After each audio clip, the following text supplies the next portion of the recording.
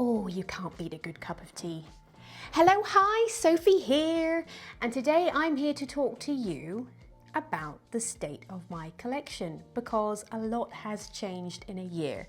Anyone who has watched my Rolex Yacht-Master video knows that I was robbed last summer while I was on holiday. They came to my home and they took 13 watches. Pretty horrible, but we were insured, and it means that we got some pretty big hitters to replace what we once had. And in the meantime, I've kind of become a voice for micro brand watches. I love them. So I have a lot of those, and I have my own little niche collection, which I've always had since I've been collecting watches, and that's my neo-vintage quartzes. So yeah, there's a lot to get through. So let's go. Let's begin with a watch that isn't even mine, it's my husband's, El Grincho's. To put in context, he lost his Rolex Milgauss, his first watch, his Breitling Chronospace. We both lost the Drive de Cartier, the Tank Française. I missed that watch. What else did he have? Oh, and his Girard-Perregaux gold dress watch. So quite a few big watches there, but rather than try and replace those watches, he decided to get one watch, the watch. A watch that I have admired from afar for a long, long time, and I gave him a gentle nudge to buy this one. This is what we got. The suspense. Voila! It is the Vacheron Constantin Overseas with the blue dial. It's the reference number 4500V, 41 millimeters. It has a stunning steel bracelet, and it also has a leather strap and the rubber strap. So it is effectively 3 watches in one, not forgetting that it actually has water resistance, hence the name Overseas, and it has the Geneva seal, a stunning automatic movement with a gold rotor. It's an absolute dreamboat of a watch. So this is basically my husband's one watch collection. He was kind of left a bit deflated, understandably, after we got robbed, and he thought, well, I'd rather just have a watch that I always wear, which is completely fair enough. I went the other way. I doubled down on watch collecting, but yeah, he's decided for this. I'm super happy for him. It's been a joy for him to wear. He loves it, and I'm happy that he has a watch that is effectively a grail watch. I mean, come on, look at it. It's an absolute stunner, isn't it? So that's his. Let's put that over there. And I'm going to start off with the watch that I have just bought last week and came in the post. It's a watch that I have for my little niche sub-collection of neo-vintage quartzes, and it's definitely a watch that you might not expect, and that is this baby. It's a Corum trapeze. It's stunning. Obviously quartz watch, sapphire crystal, and a stunning bracelet, and it matches that beautiful shape of this trapeze.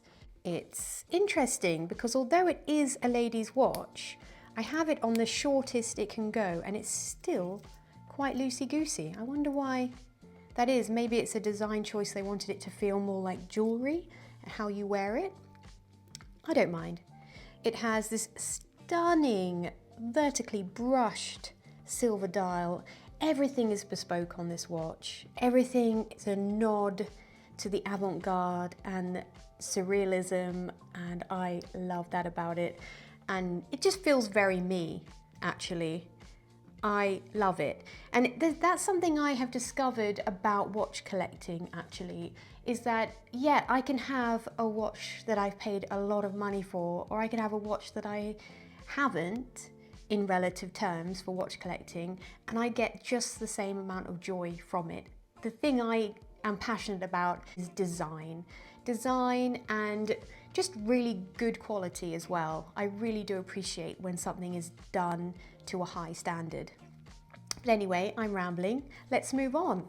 As you already might know, I have this beauty, my Rolex Yacht-Master, reference 268622, my grail, and I am so happy with it. It's just a watch that I can't help but smile when I put it on. I feel super elegant and sophisticated when I wear it. And it goes with blim and everything. It's such a stunning slate colored rhodium dial, and I love that beautiful aqua blue detailing on the dial as well and on the hands. And the touch of platinum, again, I've said it in my Rolex video. Well, I think I did. Well, I thought it if I didn't say it, but the reason I love this platinum ring or platinum bezel is that it reminds me of my wedding bands and my engagement ring, which are also in platinum. And I had always intended for this watch to be a 10-year wedding anniversary gift, which is in fact this year. So I just got it a little bit early, but for me, that's what this symbolizes, the love for my husband, the something blue reminding me of my wedding, and the platinum bezel as well. So it's just that extra bit special for me. Beautiful watch, very happy with it. It's not going anywhere. Okay, what have we got next? We have, oh yeah, this is a good one. Another little neo vintage quartz number. Definitely not a sharing watch. This is all mine. It's my Chopard St. Moritz. It's teeny tiny, and it's two-tone with 18 karat gold, yellow gold, which is aged beautifully. This is classic 80s watch, and again, I feel super chic whenever I wear this. This is my little jewelry watch, because let's face it, it's impossible to tell the time with my old eyes with this one. It's an accessory. It's a piece of jewelry for me that happens to have a little watch on it. But I love this watch. It's gorgeous, super happy with it. And Chopard is one of those watchmakers that are exquisitely amazing quality, but you can get some really good value pieces still out there. So if you're interested, I would have a look at a St. Moritz, because you can get a bargain if you're willing to hunt, and I do love a hunt. So that's that one. Next, my Tissot PRX, something extremely mainstream, and I love it. It's one of those watches that I would recommend to anyone to buy, especially if they're looking for their first automatic watch. The Powermatic 80 is the real deal, and amazing quality for the price. And yes, you see it in every watch shop, in every department store, on every collector, but I don't care, because I don't care about any of that. I like what I like, and if I like it and I can afford it, I'm gonna buy it. And this is one of those. I adore it. It survived being stolen because clearly it's so mainstream, the thieves didn't even want to take it. I was so happy when I saw it still in my watch box. So yeah, love it. It's in green. It's got a great 80-hour power reserve, all the modern specs you would love in a watch. It looks fantastic on the wrist. It's a real winner. One thing I would say is, although I do appreciate this framed date window, if it didn't have a date window, it wouldn't bother me at all. In fact, I probably would prefer it without a date window, but it's not a deal breaker, obviously, as I still love this watch and I get a lot of joy when I wear it. It just feels super cool. So that's that. Next, we have a watch that, in my opinion, is the best sharing watch you could ever have. And that is the Santos de Cartier, medium size, newest model. Yeah, this was to replace the Drive de Cartier, my Must 21 that I had, and my beloved Tank Française old model, which, can we all just take a moment to grieve that one?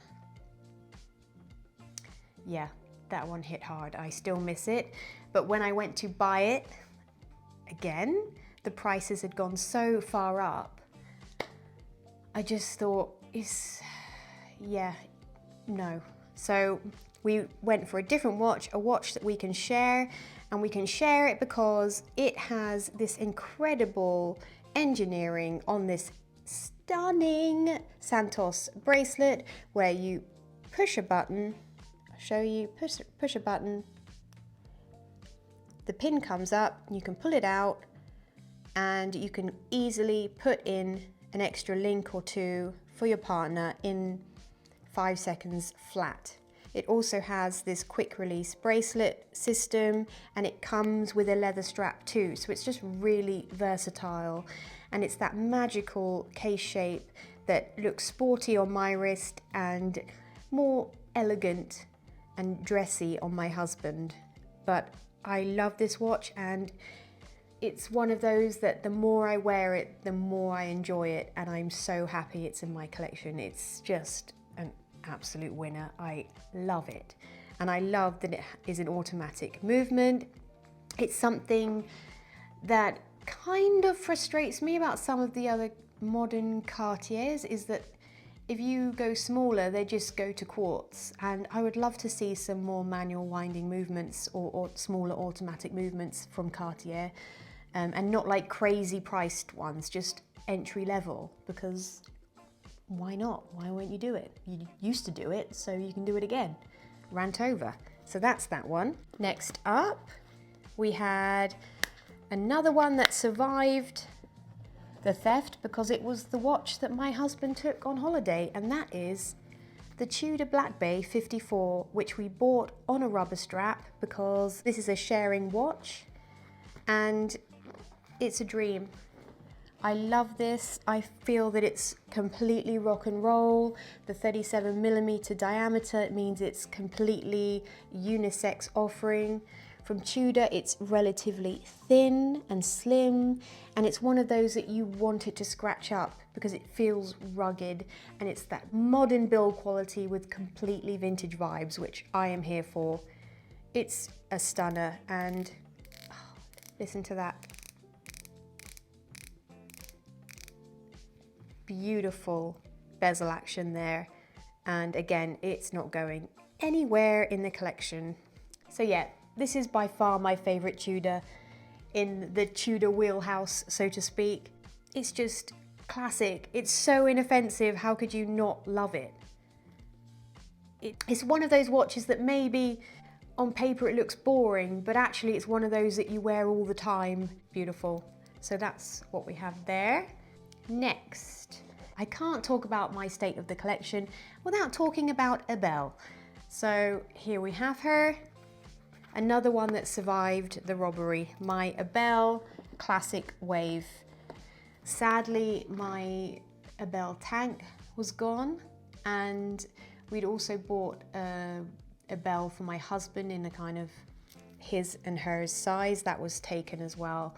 But I really miss my Ebel tank, and I paid very little for it, and now they're about 1,000 francs. So yeah, let's just take a moment to let that sink in. Yeah, that hurt.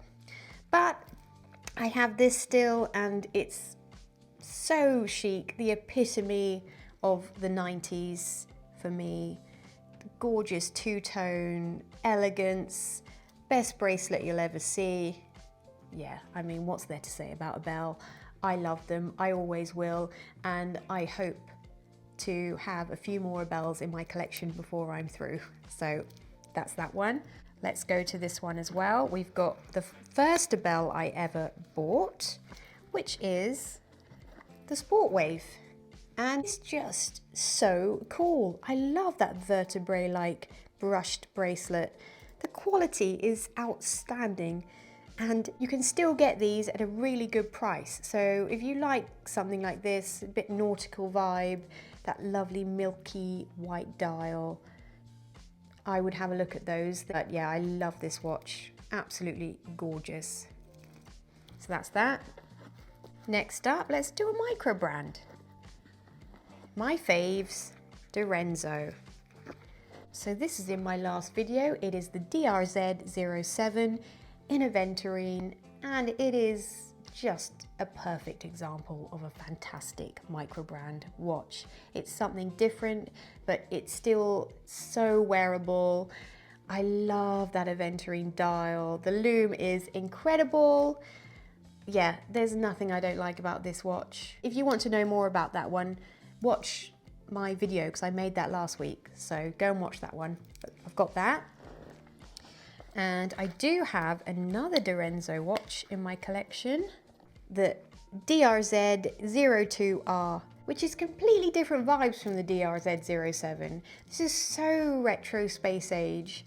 It has the exhibition case back, and the lume design on that sandwich dial is outstanding. And again, I've made a video about that one.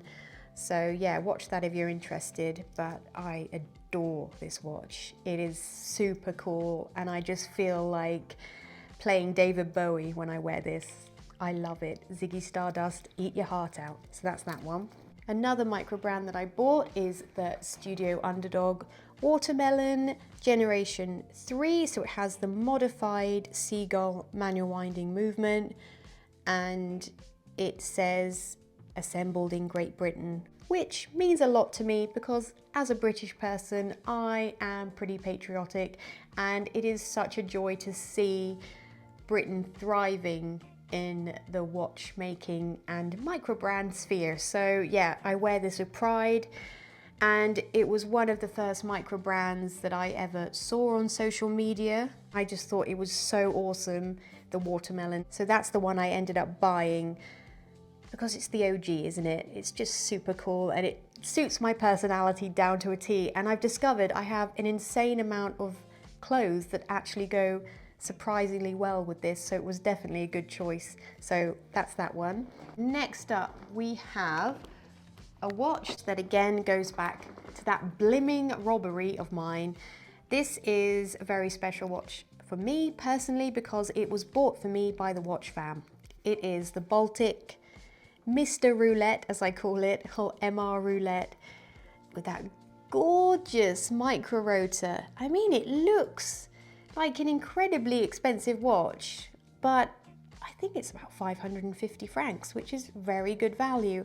But it's special to me, not only because it's stunningly beautiful, but yeah, the watch fam bought it for me because basically they felt sorry for me that I had all my watches stolen. And yeah, it was a pretty low point last summer, and this really, well, it just made me understand that not everyone is bad, and there are plenty of wonderful people in the world. So it means a lot to me, and I have it on this beautiful lizard, Spanish lizard strap from RSM Straps.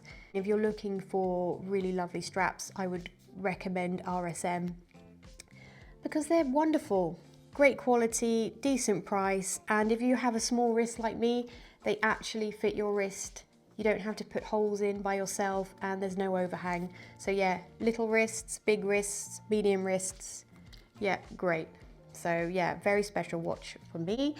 And they chose a salmon dial because I lost my salmon dialed Rolex, my Rolex OP, which again, let's have a moment for that one. Yeah, it sucks that that's gone too, but this really does make up for it. So love that one. But I think I'm going to stop there and maybe do another video because this is a lot.